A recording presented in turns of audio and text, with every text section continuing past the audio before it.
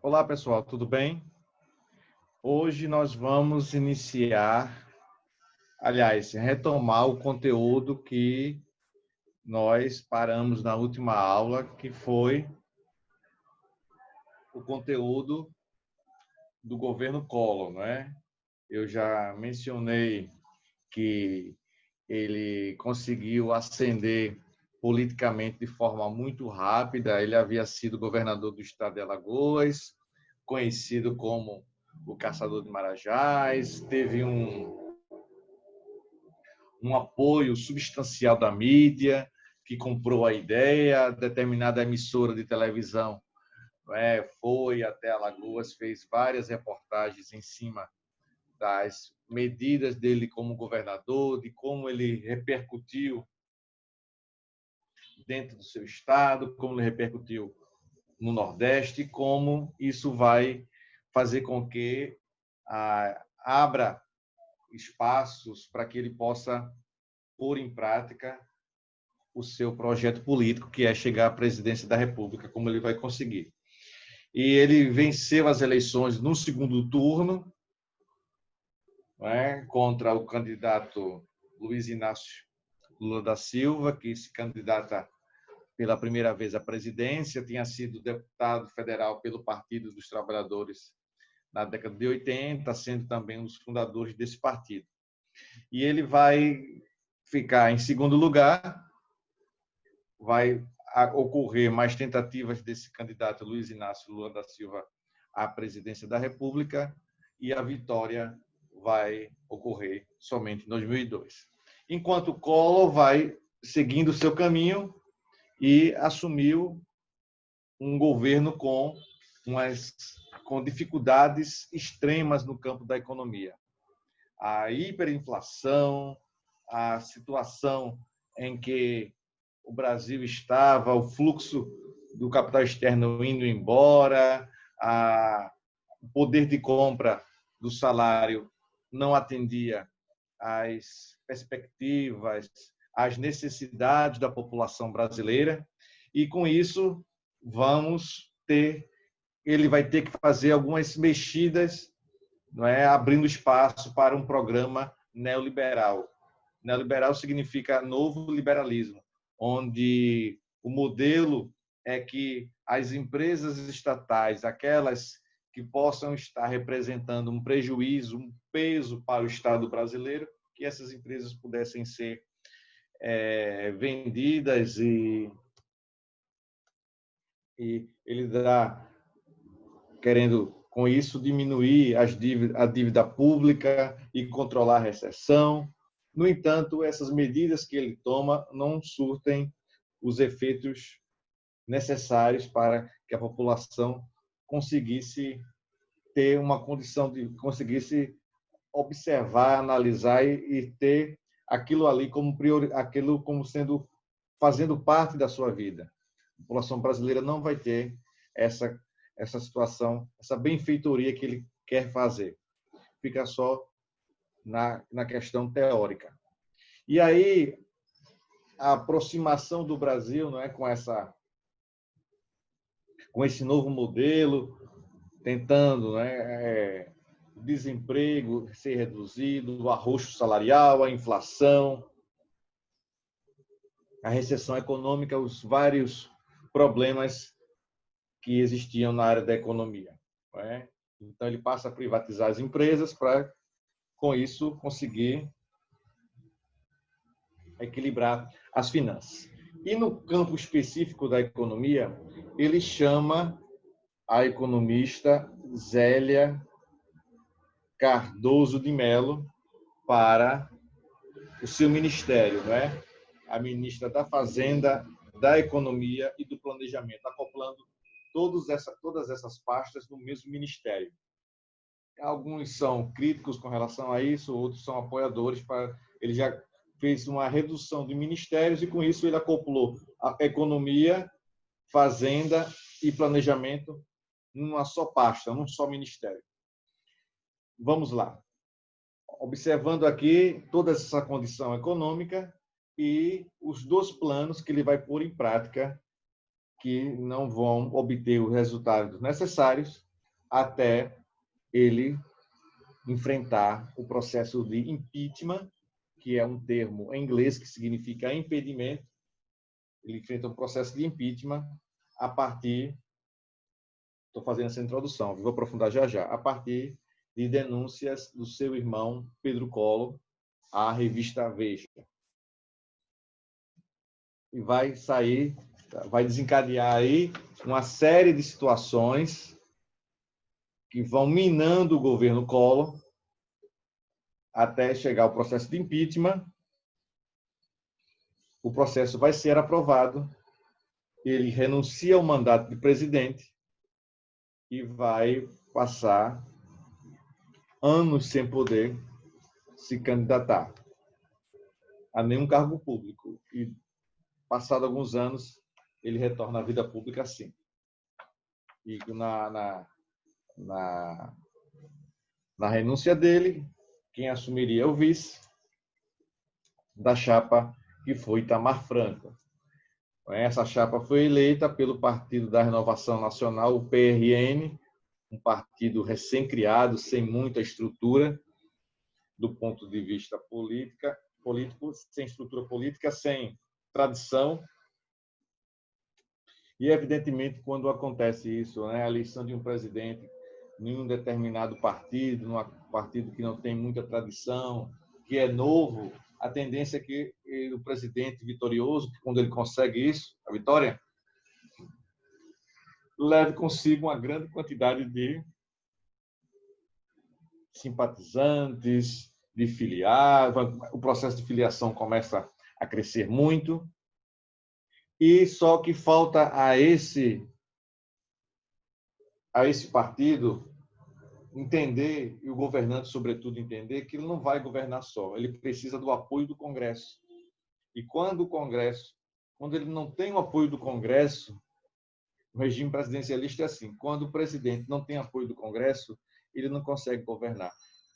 Ele tem que ter um jogo de cintura muito grande e, via de regra, ou seja, ele é obrigatório a utilizar, das práticas políticas mais antigas, dando que se recebe, troca de favores, troca de gentilezas, e é esse caminho que ele tem que seguir, senão o presidente, no regime presidencialista, ele não consegue governar. E aí chegamos ao governo Collor, não é? Na página 312, diante de um arroxo econômico muito sério, diante de uma inflação gigantesca, de gastos públicos, de recessão econômica, vamos observar agora, na área econômica, o que é que vai ser feito durante o governo de Fernando Collor de Mello. Diz assim, na página 312, quase que no finalzinho da página, você tem esse item aí. Assim, no espaço de 2 anos, os ministros da Fazenda de Collor, Zélia Cardoso de Mello e Marcílio Marques Moreira, elaboraram 3 planos econômicos. Primeiro, a inflação, eu falei os 2 primeiros no caso de Zélia Cardoso, não é? A inflação no governo Collor chegou ao patamar de 1.764 ao ano, uma das maiores inflações da história do Brasil. Essa situação levou a tomar atitudes radicais para controlar a inflação, a alta de preços e a perda do poder aquisitivo do povo brasileiro. Suas primeiras ações foram modificar a moeda, como outros planos também modificaram. Não é nenhuma novidade aí, ela não descobriu a pólvora. Moeda sendo modificada, a mesma estratégia que outros planos econômicos também fizeram.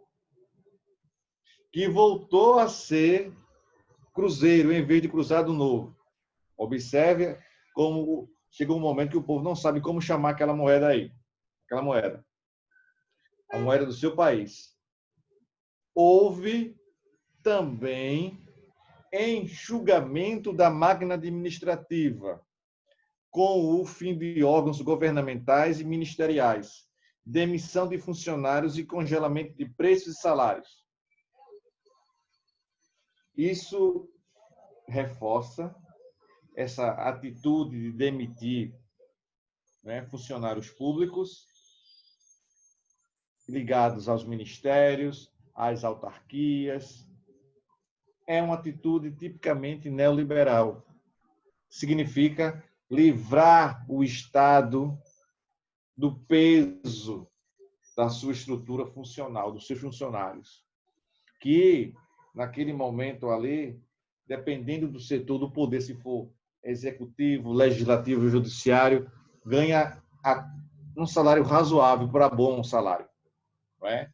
Para bom salário. Há uma polêmica hoje em relação a isso, né? Se as medidas devem ser controladas ou não. Mas vamos deixar hoje, vamos voltar para 92. 90, aliás, 90. Não foi suficiente essas demissões e uma outra medida que havia sido tomada por outros governos, outros planos econômicos, foi o congelamento de preços e salários. Não dá certo. Não dá certo. Mais uma vez, houve um erro de leitura, de estratégia, para saber lidar com aquela situação política brasileira. Outros planos econômicos já foram comprovadamente fracassados, deram com os burros na água, não atenderam às necessidades da população. Prosseguindo aqui, não foi suficiente. Então, a ministra Zélia Cardoso de Mello elaborou o Plano Collor, que entrou em vigor no dia 16 de março de 90. Os principais pontos foram congelamento dos depósitos overnight, ou seja, são aplicações financeiras feitas num dia para ser resgatadas no dia seguinte. Depósito overnight nas contas correntes e poupanças acima de 50 mil cruzados novos, não é? O imposto sobre operações financeiras, IOF, passou a ser cobrado em qualquer transação bancária, não é isso? Indexação de impostos sobre qualquer transação financeira, reajuste dos preços dos serviços, como energia elétrica, água e telefonia.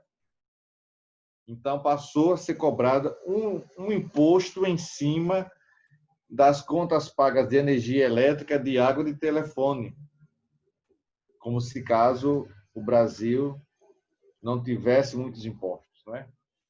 Na prática, quem passou a pagar a conta das dívidas públicas internas e das dívidas externas e da alta inflação foi a população.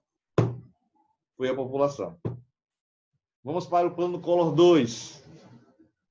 Esse plano, na verdade, foi um complemento do primeiro, 312, visando determinar uma adequação às taxas estabelecida sobre qualquer transação financeira bancária.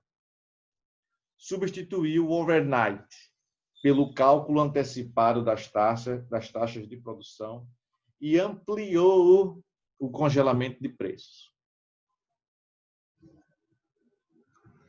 Plano Marcílio. Olha aí, ampliação do congelamento de preços. Preste atenção aí no serviço, viu? Vai dar resultado? Mais uma vez, não vai dar resultado. Surge um outro plano, uma outra situação. O segundo é uma continuação do primeiro, está ligado. Esse plano agora é o Plano Marcílio, com outro ministro, que a Zélia se afastou, questões, não é, até da vida pessoal que não vale, tem situações da vida pessoal dela que também ela acabou, não é, ficando numa situação constrangedora e achou por bem sair do ministério. Plano Marcílio recebeu esse nome em função do novo ministro da Fazenda, Marcílio Marcos Moreira. Ele entrou com a responsabilidade de estabelecer um plano econômico que acabasse com a alta inflação e recessão que o Brasil vivia. Olha o salto aí. O salto. A situação só fez aumentar da inflação. Ó. Lá no início, o governo Collor chegou no início com a inflação de 1.764%. 1.764% ao ano. E aqui temos quase batendo os 2.000 anuais da inflação brasileira na página 313, que exigia mudanças radicais. O plano tinha caráter neoliberal. No início, preste atenção aí, no seu início, o Brasil aumentou, as taxas de juros, havendo liberação dos preços sobre produtos, além de um empréstimo de 2 bilhões de dólares ao FMI. Professor, o que é FMI? É o Fundo Monetário Internacional. É uma instituição que faz um estudo econômico em todos os países do mundo, e quando alguns países estão em dificuldades, o que acontece? O FMI concede empréstimos, não é? E nós tínhamos lá final da década de 70 e 80 já recorrido ao FMI. Mais uma vez, chegamos lá, recorrendo um empréstimo nada mais, nada menos de 2 bilhões de dólares. Nenhuma dessas medidas, mais uma vez, vem aí, nenhuma dessas medidas surtiu o efeito desejado, pois a inflação continuou a crescer a volumes gigantescos. Ainda na página 313, temos um subtítulo que fala sobre o impeachment de Collor. Não é? O impeachment. No entanto,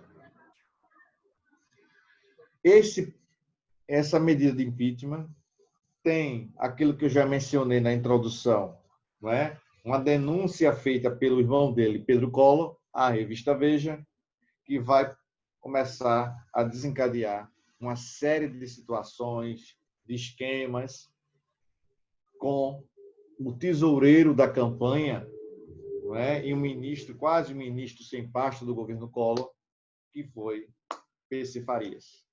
Diz assim, o impeachment de Collor.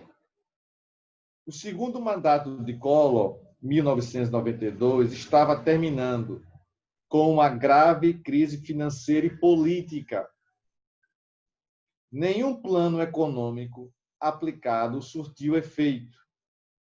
A inflação permanecia alta, recessão e desemprego em massa revoltavam cada vez mais a sociedade. O fator decisivo para que o índice de rejeição popular aumentasse foi o chamado confisco da poupança, o famoso confisco da poupança. Ainda no plano Collor, quando 80% das cadernetas de poupança que tivessem acima de 50 mil cruzeiros passariam 18 meses sob o controle do governo, sem que nenhuma pessoa pudesse mexer no próprio excedente de seu dinheiro, sem poder mexer no dinheiro. Logicamente, a classe média, os grandes empresários, também foram atingidos por essa medida. E depois desse confisco, a situação deles só foi piorando. Denúncia do irmão, o povo foi para a rua, a geração os caras pintadas começaram a, junto com o apoio da UNE, os estudantes, junto com o apoio da UNE, participaram de vários movimentos pelo Brasil, exigindo a saída do presidente Collor. Vamos lá. 314.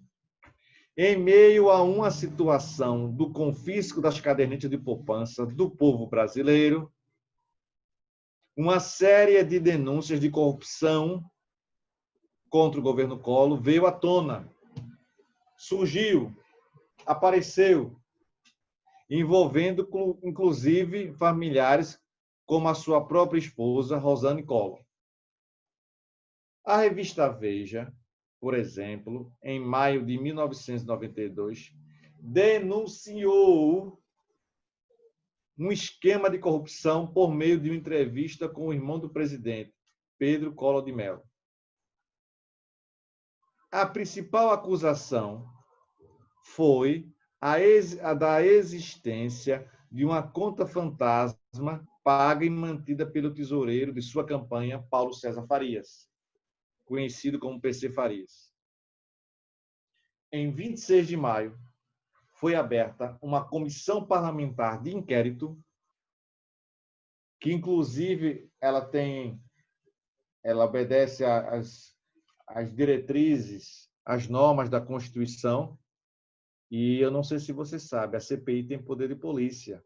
Se a CPI chegar à conclusão que aquele ou aquela pessoa está cometendo algum delito, ela pode prender. Ela tem essa possibilidade, juridicamente falando.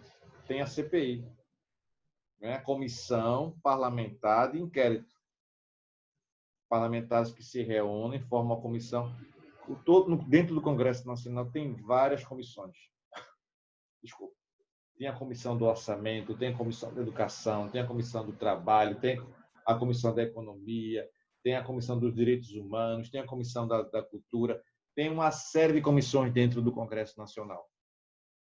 E é uma praxe normal, uma atitude normal que se tem lá. Nada de anormal. E, com isso, dentro de cada item desse que eu falei, cada comissão dessa, pode ser criada uma CPI. Precisa-se de um número de deputados apoiando, de assinaturas para que a CPI possa acontecer. Não é isso? Ou seja, se o presidente tiver apoio, o Congresso, alguns presidentes até conseguiram vetar a CPI, algo semelhante que poderia surgir lá na frente contra ele, contra o seu governo, num processo de impeachment, como ele conseguia arregimentar, né, ser bem articulado politicamente, alguns presidentes conseguiram escapar. Mas, como eu disse na minha fala inicial, o governo Collor não tinha essa estrutura, o partido que ele se elegeu, pelo que ele se elegeu, o PRN, não tinha essa estrutura. Então, deixou ele na mão do ponto de vista de estrutura política. Pois bem, continuando aqui, a Comissão Parlamentar de Inquérito para avaliar as acusações contra Collor. Houve um bombardeio de denúncias, inclusive por parte da Rede Globo, e dessa forma a população passou a se indignar. Ele destacou aqui a Rede Globo por uma razão muito simples, porque essa mesma emissora colocou ele na vitrine, deu uma empurrada, vamos dizer assim, na candidatura de Fernando Collor de Mello, não é isso? Deu. E depois começou a criticá-lo constantemente. Nesse sentido, surgiu um forte movimento de rua chamado de Caras Pintadas, criado e fortalecido pela União Nacional dos Estudantes, como também com grande participação de estudantes da Juventude Socialista, grupo estudantil ligado ao Partido Comunista do Brasil, PCdoB. Outras entidades políticas aderiram, ou seja, concordaram, passaram a fazer parte do movimento, como a Central Única dos Trabalhadores, a Ordem dos Advogados do Brasil, vários sindicatos, movimentos sociais, além de artistas, músicos, entidades religiosas e políticos. O movimento cresceu, tomando as ruas e levando milhões e milhões de brasileiros a exigirem o impeachment de Collor. Em 29 de setembro de 1992, com uma votação de 441 votos a favor e 38 contra, o impeachment do presidente Collor foi aprovado. O impeachment dele foi aprovado. Na prática, isso seria a cassação de seu mandato presidencial. Ou seja, ele perderia seu mandato presidencial. Ele não iria até o fim do mandato. O mandato dele seria agora interrompido pelo impeachment. Está impedido. Impeachment significa impedimento. Ele está impedido de governar agora, de exercer suas funções, pelo qual ele foi eleito. É verdade. Mas o impeachment é uma ferramenta da democracia. Caso aquele governante não tenha atitudes como honestas, compede o cargo, ele pode sofrer o impeachment. Na prática, isso seria a cassação de seu mandato presidencial e a perda de seus direitos políticos. Mas, momentos antes da definição se ele ia perder ou não os direitos políticos, ele usa uma estratégia, renuncia ao mandato do presidente, que garantiu mais tarde seu retorno à política, dessa vez como senador da República pelo estado de Alagoas. Vamos ver aqui a página 315, como se deu. 315 não. Vamos fazer algumas questões que estão na página 317. Diz assim: